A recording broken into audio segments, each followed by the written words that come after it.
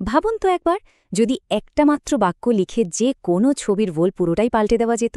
ঠিক এই কাজটাই করছে একটা নতুন এআই টুল, যা রীতিমতো ইন্টারনেট কাঁপাচ্ছে আর ফটো এডিটিংয়ের দুনিয়াটাই বদলে দিচ্ছে। এর আসল ম্যাজিকটা তাহলে দেখুন, বাঁদিকে একটা সাধারণ সেলফি আর ডান দিকে শুধু একটা লাইন লিখে দেওয়ার পরেই সেই একই ব্যক্তি সেলিব্রিটি শাহরুখ খানের সাথে সেলফি তুলছেন।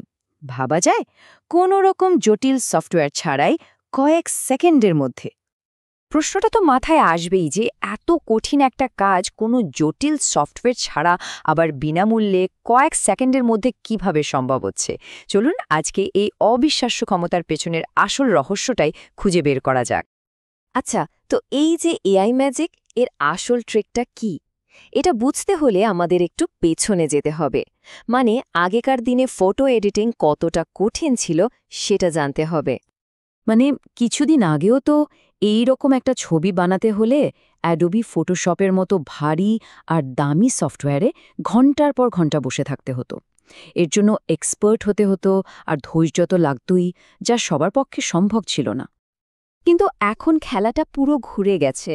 মার্কেটে এসেছে একটা নতুন এআই টুল, যেটা সাধারণ টেক্সট কমান্ড ব্যবহার করেই যে কাউকে এই ধরনের এডিটিং করার ক্ষমতা দিচ্ছে।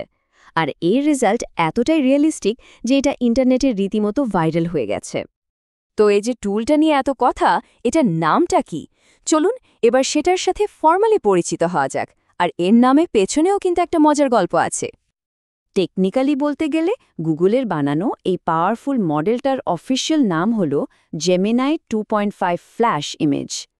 কিন্তু ইন্টারনেট কি আর এত লম্বা খোটোমোটো নাম মনে রাখে না। গুগলের সিইও সুন্দর পিচাইয়ের কুকুরের ওপর যখন এর টেস্টিং শুরু হয়, তখন অনলাইন কমিউনিটি মজা করে এর নাম দিয়ে দেয় ন্যানো ব্যানানা। আর দেখুন, সেটাই এখন ভাইরাল। কিন্তু লোকে এটা কি ফটোশপ কিলারি বা বলছে কেন? এর এমন কি ক্ষমতা আছে? চলুন এবার সেটাই দেখা যাক। ন্যানো ব্যানানাকে যা সত্যি অন্য লেভেলে নিয়ে গেছে তা হলো এই তিনটে অসাধারণ ফিচার। প্রথমটা হলো ক্যারেক্টার কনসিস্টেন্সি, মানে চেহারা একদম এক রাখা। দ্বিতীয়টা মাল্টি ইমেজ ব্লেন্ডিং, মানে অনেকগুলো ছবিকে একসাথে মিশিয়ে দেওয়া। আর সবশেষে ন্যাচারাল ল্যাঙ্গুয়েজ এডিটিং, মানে আমরা যেরকম সাধারণ ভাষায় কথা বলি সেটাতেই কমান্ড দেওয়া যায়। এই ক্যারেক্টার কনসিস্টেন্সি ফিচারটা কিন্তু একটা বিরাট ব্যাপার। এর মানে হলো ছবির জামা কাপড় বা ব্যাকগ্রাউন্ড যতই বদলে যাক না কেন, মানুষটার মুখ একটুও বদলাবে না। আগেরকার এআই ইমেজগুলোতে প্রায়ই দেখা যেত মুখটা কেমন যেন অন্যরকম হয়ে গেছে। এই ফিচারটা সেই সমস্যার একটা পারফেক্ট সলিউশন। আর মাল্টি ইমেজ ব্লেন্ডিংয়ের ক্ষমতা তো অবিশ্বাস্য। যেমনটা এখানে দেখতে পাচ্ছেন, শুধু একটা মানুষের ছবি আর একটা জামার ছবি আপলোড করে সহজ একটা কমান্ড দিলেই এআই মডেলটা সেই জামাটা মানুষটাকে পরিয়ে দিচ্ছে। ভাবুন একবার, ই কমার্সের জন্য এখন আর দামি মডেল না নিয়েই প্রোডাক্টের ছবি বানানো সম্ভব। এত কিছু শোনার পর তো নিশ্চয়ই এটা ব্যবহার করে দেখতে ইচ্ছে করছে, তাই না? আর সবচেয়ে ভালো খবরটা হলো, এটা কিন্তু ফ্রিতেও ব্যবহার করা যায়। এটা ব্যবহার করার জন্য মূলত দুটো রাস্তা আছে। একটা হলো গুগলের অফিসিয়াল এআই স্টুডিও, যেটা টোকেন ভিত্তিক, মানে পয়সা লাগে। তবে আমাদের জন্য যেটা বেস্ট অপশন সেটা হলো এলএম অ্যারিনা।